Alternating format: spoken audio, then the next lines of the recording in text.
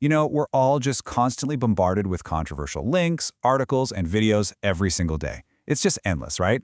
But how often do we actually stop and think about, well, how we're consuming it all? So in this explainer, we're going to unpack a really fascinating story that explores just that, the inner architecture of how we engage with information and maybe more importantly, with each other online.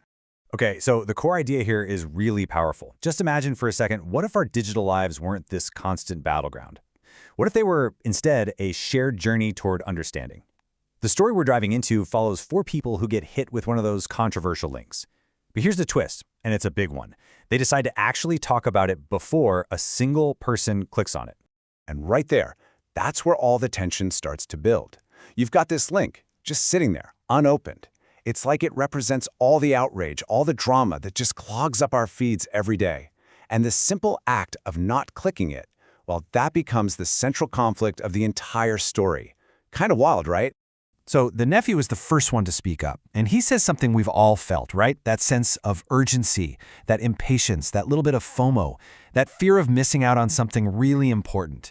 He basically represents that super common, very human impulse to react, to have an opinion, like right now. Then Roger jumps in, and he immediately sees the other side of it. He gets that hitting the brakes, suggesting, hey, let's just pause for a second. That can so easily look like you're avoiding the issue, or that you just don't care.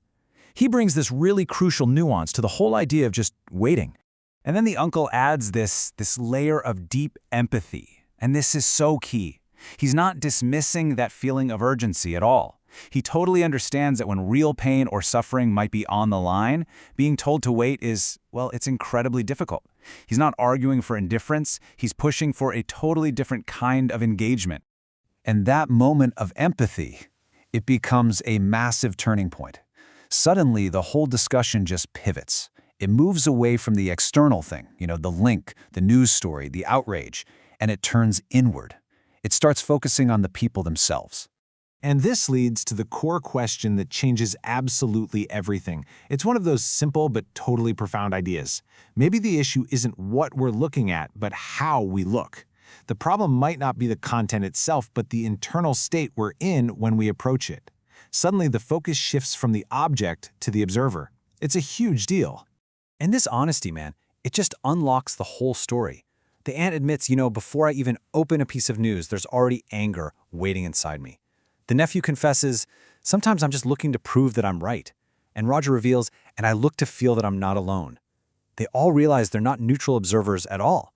They're bringing all their own needs, their own baggage to the table before they even click that link. So, with all these confessions out in the open, they have this powerful realization. They start to see that the real source of the problem, it isn't the news itself. It's what they call the poison of intention that they bring to it. The uncle actually gives this idea a name, corrupted intention. And the concept is, well, it's a game changer. It's the idea that even if a piece of information is 100% factually true, our own inner state, our anger, our need to be right, our loneliness can basically contaminate it. It can turn truth into poison. And wow, doesn't that explain so much about online culture?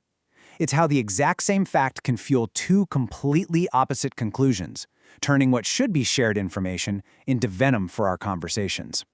And this is what leads Roger to offer the beginning of a solution.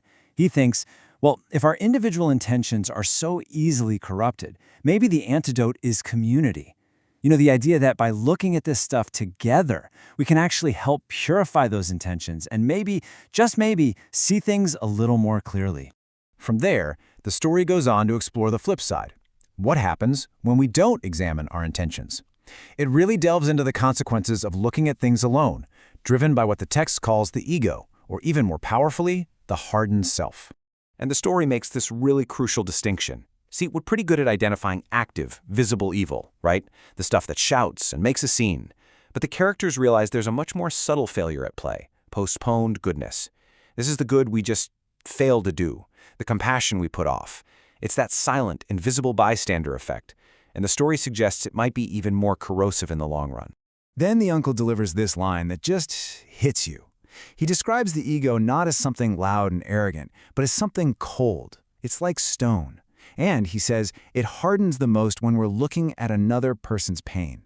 It's like this defensive shell that becomes most rigid when we're faced with suffering, and it turns us from potentially empathetic people into just detached, indifferent spectators. And this is what brings their whole contemplative journey to its ultimate conclusion.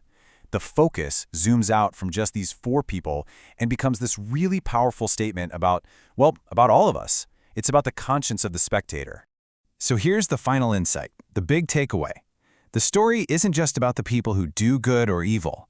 The real test, it argues, is on us, the watchers, the scrollers, the spectators.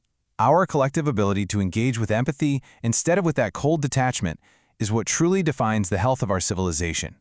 In the end, these characters found a path forward, and it wasn't by arguing about the link, but by turning inward and questioning themselves first. And so that leaves us with a pretty challenging question for our own lives, right? The next time we're faced with that piece of online outrage, where does that path of self-reflection begin for us?